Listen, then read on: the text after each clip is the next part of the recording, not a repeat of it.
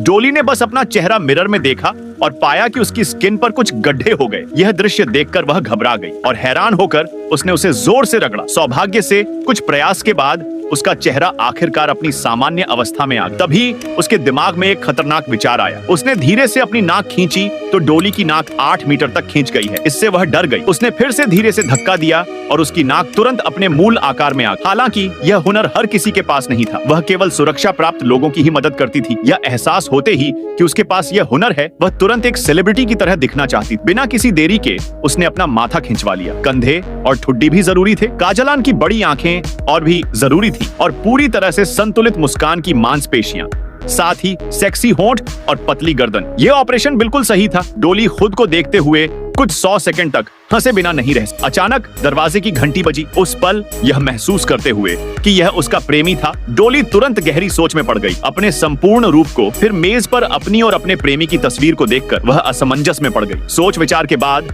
डोली ने आखिरकार दरवाजा खोला और अपने प्रेमी से व्यक्तिगत रूप से मिली। न सिर्फ उसने उससे घृणा नहीं की, बल्कि उसे अपने माता पिता से मिलवाने के लिए घर ले जाने की भी योजना बनाई। इससे डोली को यकीन हो गया कि यही संपूर्ण प्रेम है। इसका नेक्स्ट पार्ट देखने के लिए वीडियो को लाइक करें और चैनल को सब्सक्राइब करना ना भूलें।